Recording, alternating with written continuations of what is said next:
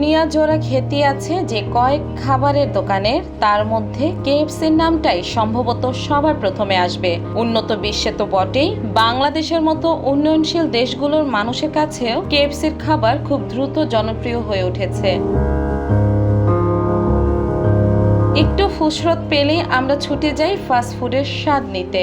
আজ যে মানুষের মধ্যে ফাস্ট ফুডের প্রতি এক ধরনের আসক্তি তৈরি হয়েছে, তার পেছনেও রয়েছে কেএফসির ভূমিকা, যার জনপ্রিয়তাকে পুঁজি করে খুব অল্প সময়ের মধ্যে গড়ে উঠেছে অসংখ্য ফাস্ট ফুডের দোকান। আজ যারা কেএফসির খাবার খেয়ে তৃপ্তির ঢেকুর তুলি, তাদের কয়জনই জানে কি করে গড়ে উঠল কেএফসি আর কিভাবে তার খ্যাতি ছড়িয়ে পড়ল সারা বিশ্বে।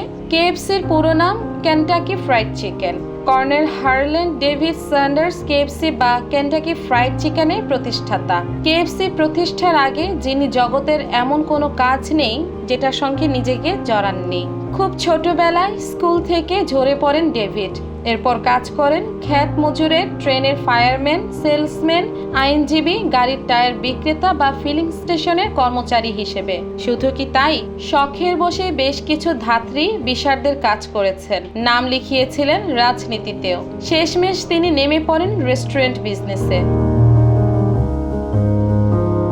কর্নেল স্যান্ডার্সের জন্ম 1890 সালের 9 সেপ্টেম্বর। বাবা উইলবার ডেভিড ও মা মার্গারেট অ্যানেনের 3 সন্তানের মধ্যে তিনি ছিলেন সবার বড়। এক দুর্ঘটনায় স্যান্ডার্সের বাবার পা ভেঙে যায়। তার 2 বছর পরে 1895 সালে মারা যান তার বাবা। বাবার মৃত্যুর কয়েক বছর পর আবার বিয়ে করেন স্যান্ডার্সের মা মার্গারেট অ্যান। সৎ বাবার পরিবারে পড়ে থাকতে ভালো লাগেনি স্যান্ডার্সের। 1903 সালে স্কুল ছেড়ে দিয়ে এক খামারে কাজ শুরু করেন তিনি। এরপর ইন্ডিয়ানা পুলিশ বাহিনীর ঘোড়ার গাড়ি রং করার চাকরি নেন। 14 বছর বয়সে একটি খামারে ক্ষেত মজুরের কাজ করেন 2 বছর, যেখান থেকে মায়ের অনুমতি নিয়ে 1906 সালে ইন্ডিয়ানা নিউ আলবানিতে একটি গাড়ি প্রস্তুতকারক কোম্পানিতে চাকরিরত তার চাচার সঙ্গে দেখা করেন। চাচা তাকে ওই কোম্পানিতে কন্ডাক্টরের চাকরি দেন। এখানে বছর খানিক চাকরি করে আলবামার আরেক অঞ্চলে তার আরেকজন চাচার সঙ্গে দেখা করেন। তিনি সেখানে স্যান্ডার্সকে একটি কামারশালায় ঢুকিয়ে দেন। এখানে 2 মাস যেতে না যেতেই আরেক এলাকা জাসপারে কয়লা চালিত ট্রেনের ছায়ের ট্যাঙ্কি পরিষ্কারে কাজ নেন।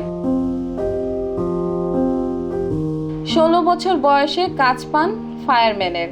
এর মধ্যে নর্থফোক এবং ওয়েস্টার্ন রেল স্টেশনে দিনমজুরের কাজও জুটিয়ে নেন। স্যান্ডার্সের স্বভাবে বেশি দিন বোধহয় এক জায়গায় কাজ করার অভ্যাস ছিল না। 2 বছর পর আবার তিনি ফিরে যান ইলিনয় সেন্ট্রাল রেল রোডে, কাজ নেন ফায়ারম্যানের। এরপর তিনি এক্সটেনশন ইউনিভার্সিটিতে আইন পড়তে শুরু করেন। পড়াশোনার পাঠ চুকিয়ে লিটল রক নামের একটি আইন প্রতিষ্ঠানে বছর 3 প্র্যাকটিস করে বেশ কিছু পয়সা কামান স্যান্ডার্স। টাকার টানে বাধা না পড়ে আইন পেশাকে বিদায় দিয়ে আবার মায়ের কাছে ফিরে আসেন। 1916 সালে চাকরি নেন এক বীমা কোম্পানিতে। সেই চাকরি হারিয়ে বেশ কিছুদিন সেলসম্যানের কাজও করেন। 1920 সালে তিনি একটি নৌকার কোম্পানি প্রতিষ্ঠা করেন। এই কোম্পানি থেকে তিনি নদীতে চলা ডিঙ্গি নৌকা বিক্রি করতেন। একই সঙ্গে 1922 সালে ইন্ডিয়ানা চেম্বার্স অফ কমার্সে চাকরি নেন, কিন্তু এক সময় চাকরি ছেড়ে দেন। শুধু তাই নয়, ডিঙ্গি নৌকার কোম্পানিও বিক্রি করে দেন $33,000। এরপর পাড়ি জমান কেনটাকি রাজ্যের উইনচেস্টারে। এখানে এক টায়ার কোম্পানিতে সেলসম্যানের চাকরি নেন। 1924 সালে কোম্পানিটি বন্ধ হয়ে গেলে কেনটাকির স্ট্যান্ডার্ড ওয়েল কোম্পানির জেনারেল ম্যানেজারের সঙ্গে তার পরিচয় ঘটে। তিনি তাকে নিকোলাস ভ্যালির এক সার্ভিস স্টেশনে চাকরি দেন। অদ্ভুত ব্যাপার হলো 1930 সালে স্টেশনটি বন্ধ হয়ে যায়। কোনো কুল কিনারা না পেয়ে এ সময় তিনি ভোক্তাদের খাবারের সরবরাহের কাজ শুরু করেন। যেহেতু চকচকে দামি কোনো রেস্তোরাঁ তার ছিল না, নিজের বাড়িতেই কাজ শুরু করেন। এ সময় তার খাবারের জনপ্রিয়তা বাড়তে শুরু করলে 1939 সালে নর্থ ক্যারোলাইনার অ্যাশে ভ্যালিতে একটি মোটেল নেন স্যান্ডার্স। ওই বছরই নভেম্বর মাসে আগুন লেগে দোকানটি পুরোপুরি পুড়ে যায়, জীবন যার সংগ্রামে গড়া, তিনি পিছু হটে যাবেন কেন? এবার তিনি মোটেলটিকে 140 আসনের একটি রেস্টুরেন্টে রূপ দেন।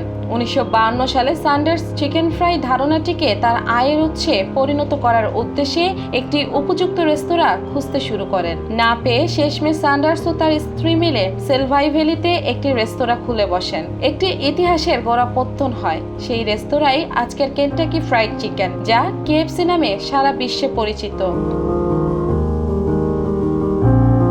1955 সাল থেকে মাত্র 10 বছরের মধ্যেই বিশ্বের বিভিন্ন দেশে KFCর 600টি শাখা প্রতিষ্ঠিত হয়। 1970 সালে তিনি তার রেস্তোরাঁটি আমেরিকান এক কোম্পানির কাছে $2 মিলিয়ন বিক্রি করে দেন। 1980 সালে 16 ডিসেম্বর 90 বছর বয়সে বিশ্বখ্যাত এই ব্যবসায়ী মৃত্যুবরণ করেন।